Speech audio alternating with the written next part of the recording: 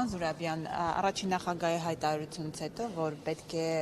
քաղաքական ուժերը Սամվել Կարապետյանի հետ միավորվեն եւ հաղթանակը նա կարող է ունակ է բերելու, դրանից հետո ինչ քննարկումներ կան ուժեղ Հայաստանի հետ, ՀԱԿ-ը արդյոք դրանից հետո քննարկում է անցկացրել նրանց հետ, ընդհանրապես այդ հայտարարության ինչ է հետևել այս ընթացքում։ Դե գիտեք, 2 տարի է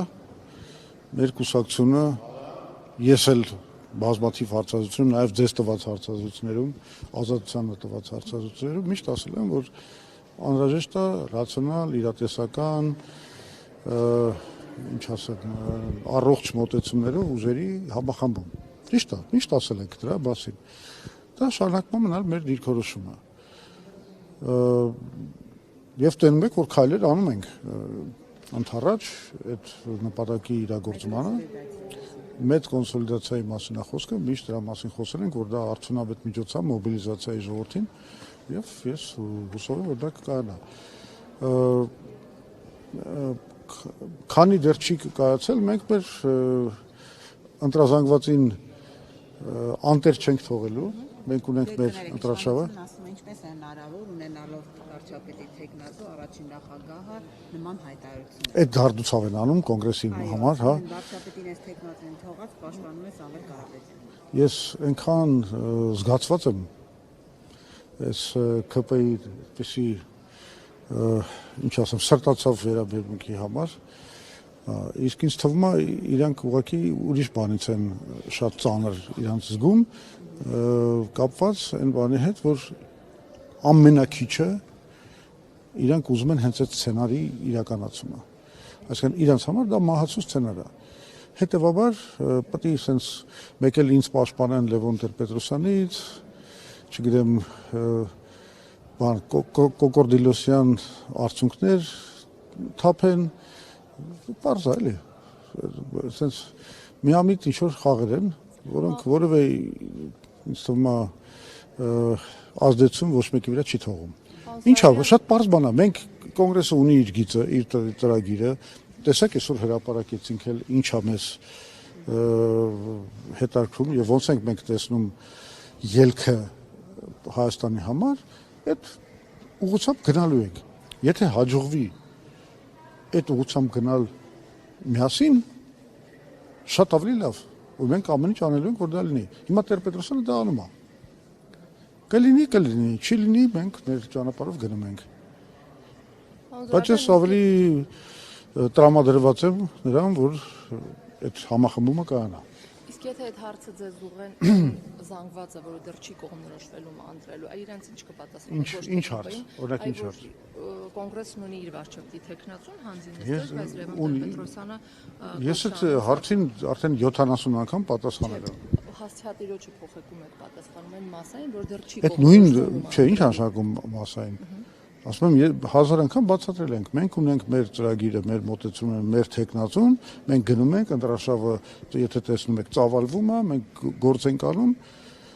Տեր-Պետրոսյանը փորձում է վերկուսակցական դիրք ստանձնելով նպաստի կոնսոլիդացիայի կայացմանը։ Բայց մեր ընտրաշավում բնականաբար մենք մեր ծրագրին ենք ներկայացնում եւ մենք վստահ ենք, որ մեզից լավ դա ոչ մեկ չի իրականացրի։ Ուրիշ բան, որ Տեր-Պետրոսյանը համարում է եւ երևի ճիշտ է համարում, որ համախմբան գործը ավելի լավ կարող է անի հենց Սամվել Կարապետյանը։ Իսկ ուժեղ Հայաստանը ամեն դեպքում շարունակում է։ Լսեք, եթե մենք շարունակում է պնդել նոր Ալեքսանյանն էլ նույնը ասաց, որ այո, իրենք միայնակ են գնալու։ Հիմա այդ ձևաչափը համագործակցության ոնց եք պատկերացնում։ Չէ, ես չգիտեմ ինչա պնդել, ով է ինչ պնդել, ես ընդհանրապես ասում եմ, որ Սամվել Կարապետյանն է։ Իսկ ցուցակում հերքում եք։ Չէ, փաստորեն ուրիշ բան է ասել, ոչ թե ինչ որ դուք ասել։ Ես հասկացա, իսկ հնարավոր է ցուցակում իրենց հայկից ներկայացուցիչներ լինեն։ Չէ, այդ հարցին էլ եմ ես պատասխանել։ Նայեք, կուսակցության համար մասնակցության երկու ձևաչափ կա։ Կամ մենք գնում ենք միայնակ մեր ցուցակով, կամ գնում ենք դաշինքով։ Դաշինքը նշանակում է կուսակցությունների դաշինք, դա նշանակում է ամեն կուսակցությունը դաշինքին տալիս է իր ցուցակը։ Մենք էլ կտանք մեր ցուցակը։ Իսկ մենք երկու դեպքում էլ դաշինքով ոչ մեկ ցուցակով, պարոն Զուրաբյան, ճիշտ հասկացա, եթե Չէ, միասնական դաշինքի ցուցակը, եթե ընտրական օրենսգիրքը ուսումնասիրեք, միասնական դաշինքի ցուցակը կազմվում է մասնակցող կուսակցությունների առանձին կազմված ցուցակներից։ Այսինքն ամեն կուսակցություն մասնակցում է իր ցուցակով դաշինքի մեջ։ Մենք էլ մեր ցուցակով կմասնակցենք, եթե լինի դաշինք։ Այսինքն ամեն դեպքում մենք մասնակցելու ենք երկու դեպքում էլ մասնակցելու ենք Հայ ազգային կոնգրեսի ցուցակով։ Մի դեպքում որպես առանձին քաղաքական ուժ մասնակից, մյուս դեպքում որպես դաշինքի մաս կազմող կուսակցության ցուցակով։ Կներեք, այստեղ նշություն կա, տեսեք, պարոն Զուրաբյան, իշխանությունը փոփոխություն կատարեց ընտրական օրենսգրքում եւ մեկ ցուցակի պարագայում դա կարող է լինել 4% ացողիկ շեմ է։ Դաշինքներ եթե լինեն, դա արդեն 8, 10 եւ ավելին։ Եվ դրա համար եմ ասում, հիմա որ տարբերակն է ավելի ընդունելի ձեզ համար, այդ մեկ ցուցակով որ 4% հաղթարեք։ Այդտեղ մեզ համար որևէ կասկածելու տեղ չկա։ Ամենաընդունելի տարբերակը դա մեծ միասնական համախմբված մոտեցումն է։ Այդ դեպքում ինչ 10, ինչ 12, դրանք շատ փոքր շեմեր են դառնում մեծ համախմբման համար։ Հասկանում եք, այստեղ կարևորը հետևյալն է, որ ժողովուրդը տեսնի, որ ձևավորվել է իշխանությանը մարտահրավեր նետող մեծ միասնական հզոր ուժ, որտեղ ներգրաված են մի ամբողջ սպեկտր, պալիտրա քաղաքական ուժերի։ Ժողովուրդը պետք է տեսնի, որ սա առանձին մարդկանց, առանձին կուսակցությունների խնդիրները լուծելու հետ կապված բաներ չեն, գործընթացներ չեն։ Ժողովուրդը պետք է տեսնի, որ համազգային ճակատ է կազմակերպվում, ձևավորում համազգային ճակատ։ Այդ ուղղությամբ ենք մենք աշխատում գնալ։ Կստացվի, փառք Աստծո, չի ստացվի, մենք նորից եմ ասում, գնում ենք մենք մեր ընտրազանգվածը չենք թողելու անտեր, մենք գնալու ենք ընտրությունների։ Տեսեք, մենք ծրագիր ունենք, ով սա ինձ լավ ծրագիր ունի։ Լսեք ուրիշ քաղաքական ուժից ավելի լավ ծրագիր։ Բայց այն որ ծրագիր չենք լսել, այլ շատ քաղաքական ուժեր կան, որ դեռ չեն էլ հայտնել, որ մասնակցելու են, թե ոչ միշտ սպասում են, հա։ Դե մենք էլ հայտնել ենք, եւ հայտնել ենք, որ մասնակցելու ենք, եւ ասել ենք ինչ հնարավոր ձևաչափերով դա հնարավոր է։ Այսօր այդ հայտը ներկայացվեց արդեն համագումարի կողմից։ Ինչ հնարավոր ձևաչափերով մենք կարող ենք մասնակցել, ըստ էության երկու ձևաչափ կա, որի մասին ես խոսեցի։ Եվ հայտ ենք ձևավորել, եւ տեխնազու ունենք վարչապետի, եւ ունենք ծրագիր, ամեն ինչ մեզ մոտ պատրաստ է։ Մրցակցության հետ կապված ուզում եմ հասկանալ, արդյոք հիմա արդեն մրցակցություն կա, քանի դեռ չգիտենք, թե օրինակ երկրորդ նախագահ մասնակցելու է, թե ոչ, երրորդ նախագահի հանրապետական կուսակցությունը։ Մրցակցություն, դուք կարծում եմ չեք հասկացում, որ լինելու է մրցակցություն։ Հիմա հարցը հետևյալն է, մենք լինելու ենք մրցակից ուժեր, թե գնալու ենք դաշինքով։ Այդ դեպքում միասնաբար դառնալու ենք մրցակից իշխանությանը։ Օրինակ մի շարք ուժեր էլ հայտնում են, որ դաշինք չեն կազմելու նախկին նախագահ։ Եվ ինչ անեմ։ Հնարավոր է այդ параգրաֆը մեծացնել, միավորվել։ Գիտեք, ես այլ ուժերի համար չեմ կարող խոսել։ Ես ասում եմ, մեր պլանը, մեր ծրագիրը, մեր ցանկությունը որն է։ Մենք հասկանում ենք, որ ժողովրդին ոտքի հանելու, ոտքի կանգնացնելու, այս չարիքից ազատվելու լավագույն ճանապարհը կոնսոլիդացիան է։ Մեծ համախմբում է։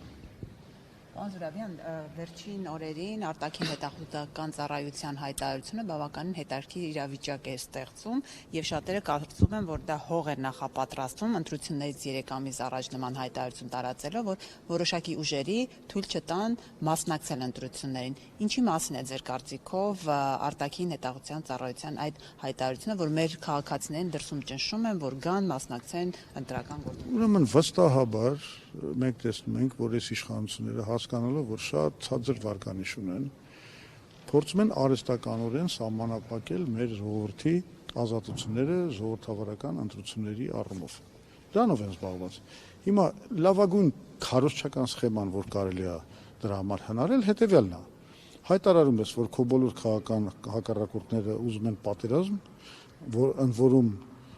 բանա Ռուսաստանի դրդմամբ, բոլորը Ռուսաստանի գործակալներն են կամ ԿԳԲ-ի գործակալներ են, հետևաբար դեմոկրատական արևմուտքը պետք է աչք փակի այն օրինախախտումների վրա, որ տեղի կունենան։ Հիմա իրանք այդ սխեմայի մեջ են, այսինքն իրանք փորձում են հաշվի առնելով աշխարհակահական շահերը արևմտյան երկրների դրթել նրանց, որ նրանք աչք փակեն օրենքի խախտման, ժողովրդավարության խախտման, քաղաքացիական ազատությունների խախտման նկատմամբ։ Ես համարում եմ դա, ինչ ասեմ, խայտառակ անընդունելի գործընթաց։ Հատկապես երբ որ որոշ արևմտյան երկրներ հայտարարում են, որ այս մարդը մեր մարդն է, ոնց որ ասում եմ Ֆրանկլին Դելանո Ռուզվելտը լսեցիք երևի իմ ելույթում, խոսեց Անաստասիո Սոմոսայի մասին, Նիկարագուայի դիկտատորի մասին, որ այս մարդը միգուցե շանտաղա է, բայց մեր շանտաղան է։ Հասկանաք, դա անընդունելի վերաբերմունք է, դա ժողովրդավարության ոտնահարում է, ոչ թե ժողովրդավարության պաշտպանում։ Այսինքն դուք հասկանում եք ինչ է, դու նախապես ասում ես, այս մարդը պետք է կրի։ Իսկ ժողովուրդը ինչ կարծիք ունի, ընտրությունները ինչ տեղի կունենա, բանավեճ ելնելու է, ով ճիշտ ծրագիր կներկայացնի, ինչ կանի, դա ոչ մի նշանակություն չունի։ Դու ես գլխից ասում ես, որ այս մեր շանտաղն է։ Հետո Պարոն Զուրաբյան, դիմեցիք զինակիցներ, մարտականը տրամադրված է ինչ։ Զինակիցներ այդ դիմումը, որ գործածեցի, այդ այնպես չի, կարծեմ ես 88-ից էլ գործածում եմ այդ բանը, որովհետև ինձ համար գաղափարական զինակիցներ են։ Չի նշանակում ես կոչ եմ անում զենք վերցնել ձեռքը գնալ բանը զինված պայքարի։ Չէ, փոխաբերական իմաստով է զենք բառը տվյալ դեպքում օգտագործվում, մեր գլխավոր զենքը միշտ էլ եղել է մեր գաղափարական ուժը, ճշմարտության հավատարիմ լինելը, արդարությանը հավատարիմ լինելը, ինչի մասին ես խոսեցի։